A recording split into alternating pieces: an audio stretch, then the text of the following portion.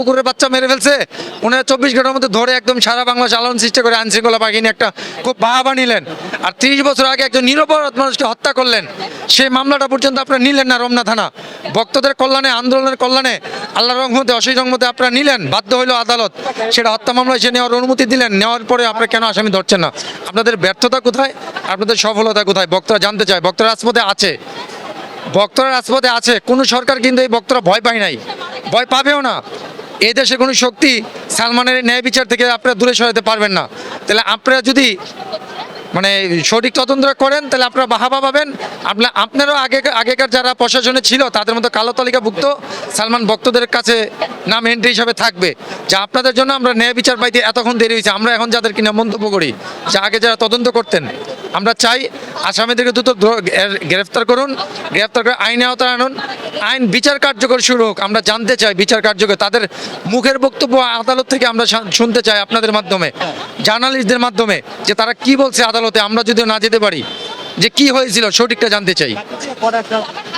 কিন্তু আপনাদের আজকে জমা দেওয়ার একটা তারিখ ছিল এবং আপনারা অনেক প্রত্যাশায় ছিলেন আপনারা জানতে পারবেন,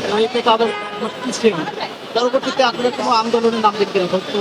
না, অবশ্যই আন্দোলন। আমরা এই ডেটটা পর্যন্ত অপেক্ষায় ছিলাম যে পুলিশ আসলে কি বলেন।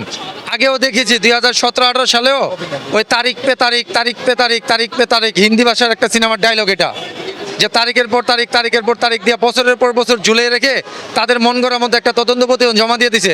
কিন্তু আমরা রমনা থানা পুলিশকে বলতে চাই, আমরা কিন্তু আপনাদেরকে সেই সুযোগটা দেব না যে আপনার তারিখ পে তারিখ, তারিখ পে তারিখ বলে বলে মাসের পর মাস, দিনের পর দিন জিমে জিমে সালমান ভক্তদেরকে নিয়ে ইমোশন নিয়ে খেলবেন, খেলামেলা করবেন, এই সুযোগটা আপনারা পাবেন না। আপনারা অতি দ্রুত এটা সঠিক তদন্ত চান, সঠিক তদন্ত বের করে যেটা সঠিক আছে এটা বের করেন।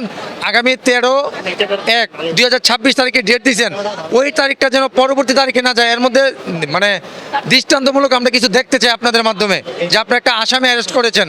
আসামি কি করে ঘুরে বেড়ায়? তারা তো হত্যা মামলার আসামি, তারা হত্যা মামলার আসামি, তারা কেন ঘুরে বেড়াবে? তাদেরকে কেন অ্যারেস্ট করতে পারতেছে না? আপনাদের বাধাটা কোথায়? প্রয়োজনে সে বাধা বলেন, আমরা সে বাধা অতিক্রম করব। আপনারা আমাদেরকে নেন, যদি আপনারা কোথায় ভয় পান, বুলেট আসবে, কামান আসবে, আপনারা আমাদের পিছিয়ে থাকেন, আমরা সামনে থাকবো। আপনারা আসামি ধরতে যাবেন, আপনারা বলেন যে আসামি ধরে আনতে পারবেন না, এমন ভয় পান, সালমান ভক্তদেরকে নিয়ে যান। ওরা ইস্পাত কঠিন, ওরা কাউকে ভয় পায় না। 29 বছরও ভয় পায় নাই, আগামীতেও ভয় পাবে না ইনশাল্লাহ।